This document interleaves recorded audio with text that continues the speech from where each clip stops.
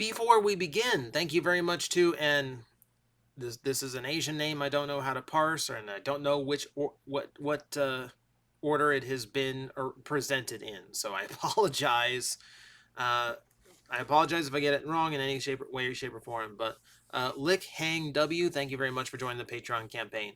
Uh, Always, everyone who, over at patreon.com/TJOmega, even if it's just $1 a month, it helps me tremendously to keep the channel alive and to keep everything afloat here and to keep me doing what I'm doing, which is still daily videos, which is madness. But hey, as long as people watch, I'm going to keep doing it. So, I did a video a while back speculating on what the next Titan-class Transformer was going to be, and we will not know the results of that one for quite a while. So I thought, let's try to predict something a little bit closer to home. Let's try to predict something that is probably going to be dropping relatively soon-ish. At the very least, I'm expecting rumblings in the near future. So over at Haslab, we are anticipating the release of Victory Saber, successfully funded, all stretch goals met, everything peachy, and it's going to be a long wait all year before we finally get that toy in hand. But at the moment, if we actually take a look at Haslab, they have no active projects, nothing coming soon. It's a blank slate. So that leaves us with room to speculate.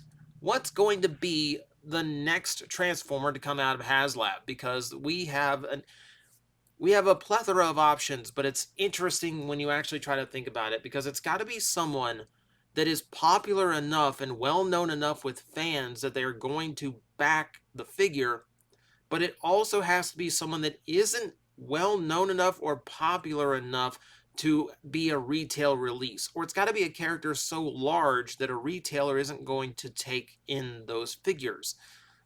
It's become, like things with like uh, our current problem with Titan class figures.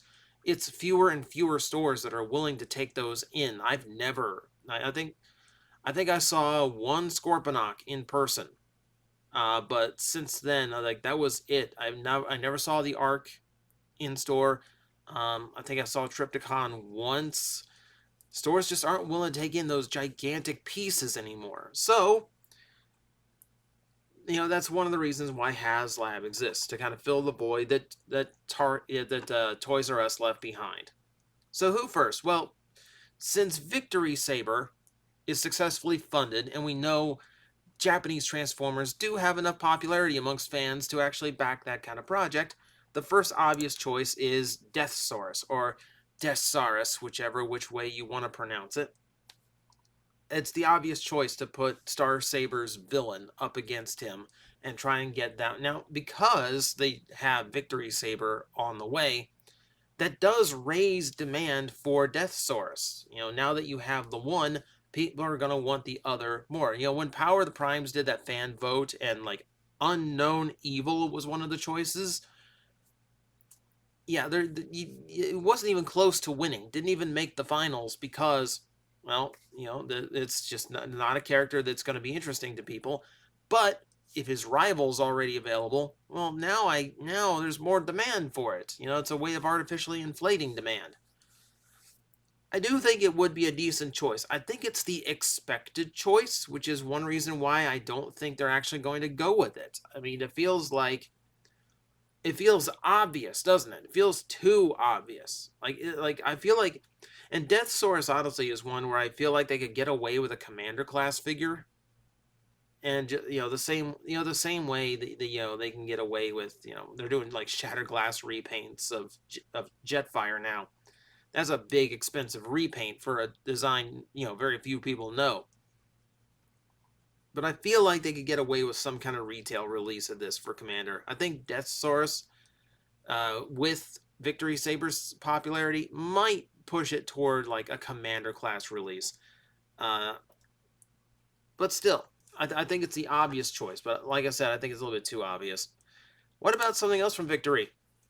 Now, we've already got a Lio Kaiser, but we can pretty much agree it's not a great Lio Kaiser, is it? And I mean, it doesn't stay true to the basic like point of Lio Kaiser, which is everything is integrated. The head for Lio Kaiser is the only thing that's a separate piece. Hands, feet, chest even, all accounted for with the parts it came with. And of course, the one we got isn't a real Lio Kaiser. It's certainly not a breast force team. Uh, you don't have a Leozak. Here's the leader of the group. Leozak, aside from a BotCon repaint of Starscream, hasn't had a new figure since G1. And he was a major villain in Victory. This one I think is really, really like badly needed because of all those Combiner Wars figures. I think that one was the biggest letdown. Just because, I mean, on a shelf it looks fine. On a shelf it looks like Lio Kaiser. But we know. It really isn't. It needs work. It needs work. It needs more. So I think Haslab would be the only way they would get the amount of budget they need for combining integrated parts, breast masters, the size it needs to be. I think this one is actually more likely than Death Source just because it's a different flavor. And I think it would just be a more popular release in general because it is such a cool set to have if all 6 pieces are there and actually work. So that would be like, if they're going to go off of Victory Saber, that's the direction I'd rather them go in. And then we can talk about Death Source, either as a commander or maybe Haslab a few years from now. But for now, I think Lio Kaiser would be the way to go. But even then, I feel like Hasbro would consider Lio Kaiser's base covered because they did the Combiner War toy.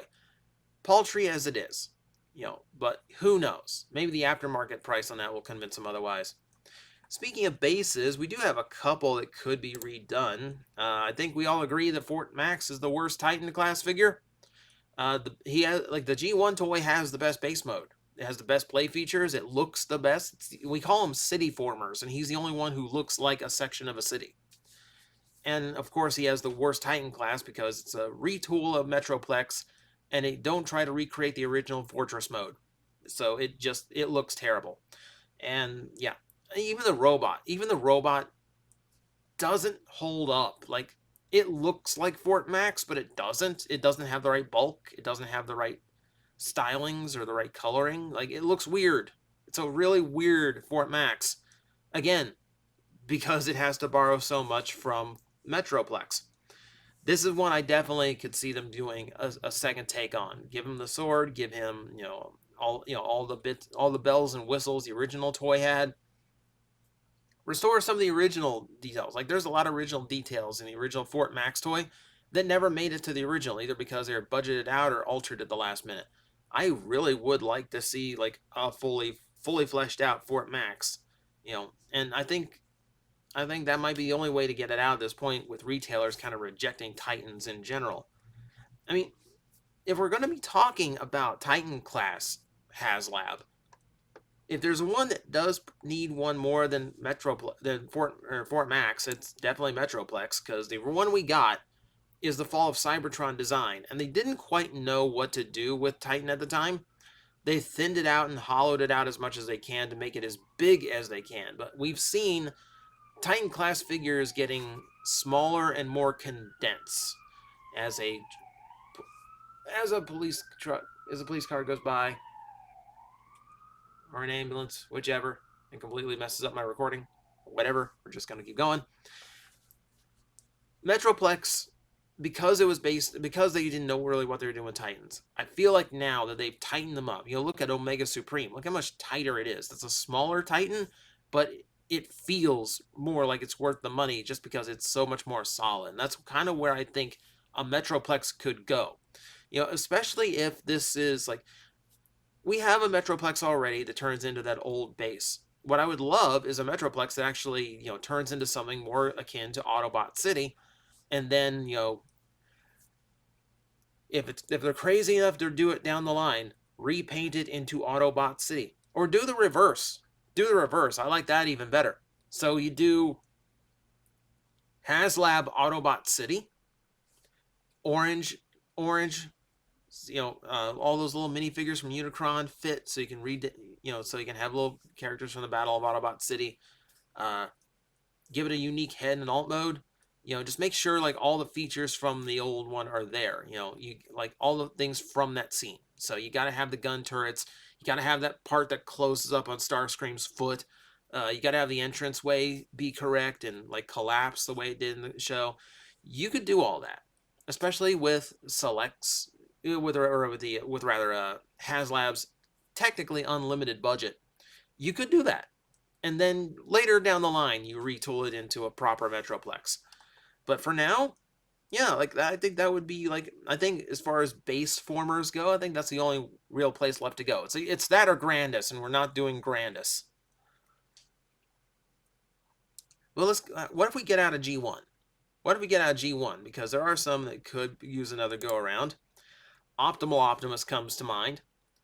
I don't like the Power of the Prime one. I think it's an inferior toy to the original. I don't like that it's missing one of his modes. The Optimus Primal component is super weak.